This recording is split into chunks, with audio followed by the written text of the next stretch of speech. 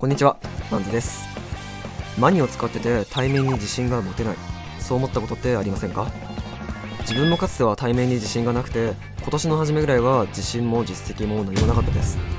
でもいろんな成長を繰り返して百決に何回も入れるようになりました。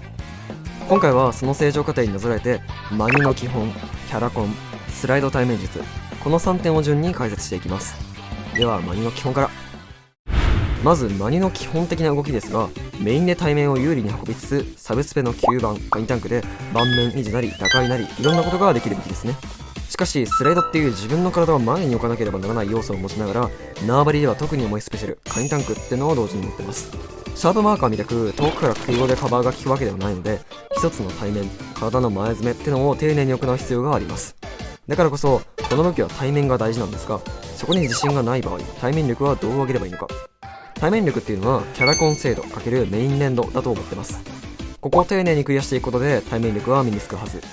この動画では基礎的なものから順に解説していくので、見終わる頃には上達への筋道がバッチリ見えているはずです。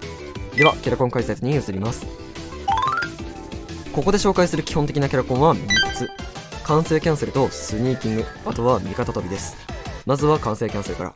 知ってる人も多いと思うんですけど、一応やり方はこんな感じで、大事なのがこの完成キャンセルを効果的に使うってことなんです。簡単に言えば使い回数を増やすってこと。上手い人の視点を注意深く見てみると、実はめちゃくちゃ頻繁に完成キャンセルを使ってるんですね。段差をまたいだり切り返したりする全てのタイミングで使う感じ。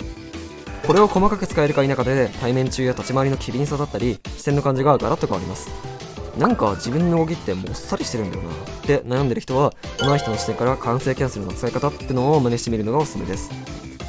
次にスニーキング。これも有名なやつですね。こんな感じのテクニックです。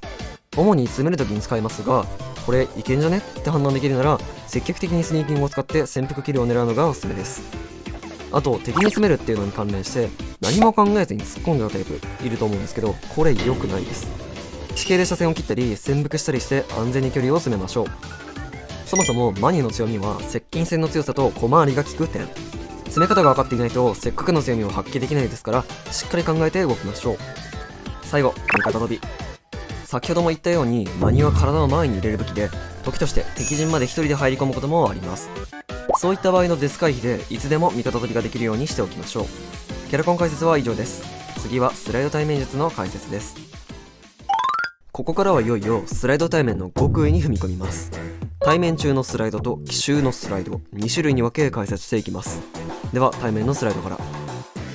まず対面におけるスライドというのは、敵の攻撃を回避して一方的にこちらの弾を当てたり安全地帯へ引いたりできる非常に便利な能力です。しかし後隙の硬直が長いというデメリットがあり、逆転切るべきではありません。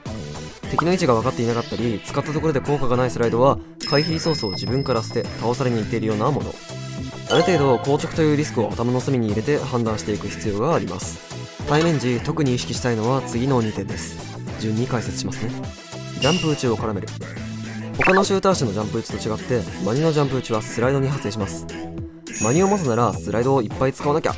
ていう先入観がありがちですが、さっきも言った通りスライドは基本慎重に切るべきです。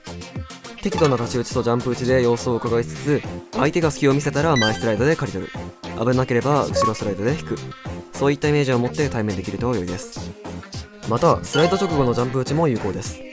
デュアルのジャンキャンみたいな感じで近距離であれば敵のエイムをずらして回避できるし、すぐにスライドを入れて好きなく詰めることもできますね。スライドを焦って使わずにメインを増やすという意識は地形を使っての対面にも影響します。スライドばっかりだとブロックとか段差とかも活用できないですからね。スライドに意識をかけすぎずに柔軟にステージを使って対面していきましょう。では次、武器対策。シンプルに相手の武器に応じて対面の仕方を変えようって話です。どんな入り方が強いのか、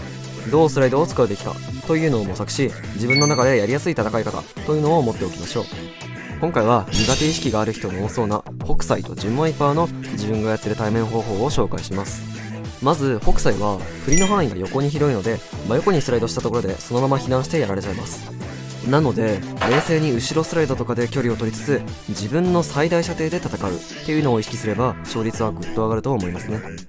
ジムワイパーに関してはとにかく縦横の射程が長いので、遮蔽とかに隠れて対面は拒否りつつ、スライドで倒しきれる距離感まで進めれたら一気に持っていくイメージですね。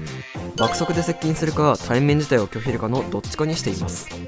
この2つの武器に限らず、相手の特徴を分析してどうすれば倒しやすいかというのはしっかり考えていくべきですね。次に奇襲のスライドを紹介します。安全だと思っていたらいつの間にか接近されて倒されてしまう。後ろから追っていたら対応する間もなく切り返されて倒されてしまう。それがスライドにある高速の奇襲です。敵がこちらの間合いにさえ入っていれば、敵の射撃、サブ投げ、ジャンプなどの隙を見切り、スライドをねじ込むことで自分やデュエルに引けを取れない実質射程を実現できます。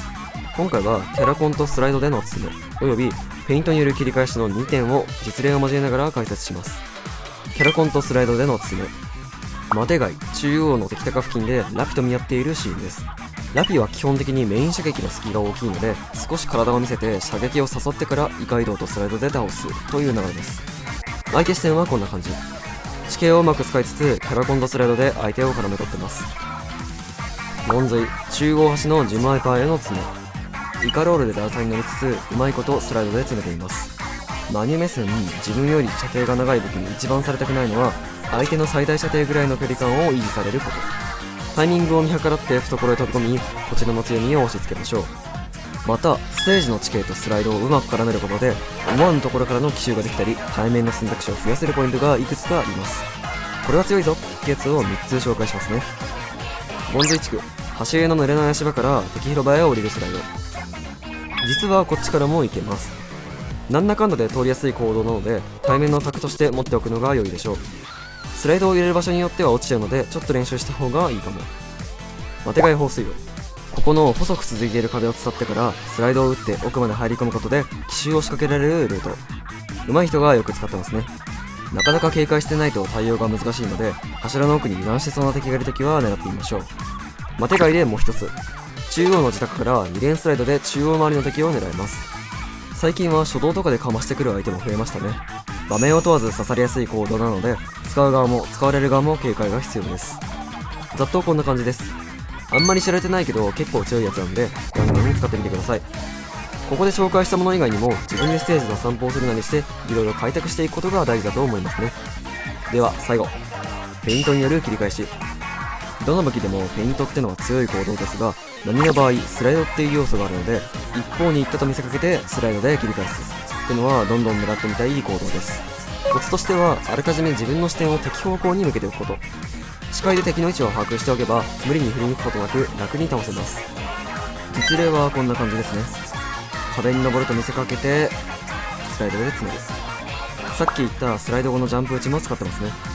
こういった駆け引きはいろんな状況で使えますから意識してみるのをお勧めします。という感じで今回の解説は終わりになります。結構いろいろ話しましたけど、最後に一つメンタル面について。成長するっていうのは基本的に難しいこと。時には壁にぶつかって目標が遠く感じることもあると思います。でも諦めないでほしい。壁にぶつかるのは成長してる証拠だから。僕はどんだけ失敗してボロボロに負けて挑戦することが怖くなっても決して諦めずに挑み続けました。だから今の実績とか自信があります。だからこそ最後に一つだけ、諦めない心が一番大事です。以上です。ここまでご視聴いただきありがとうございました。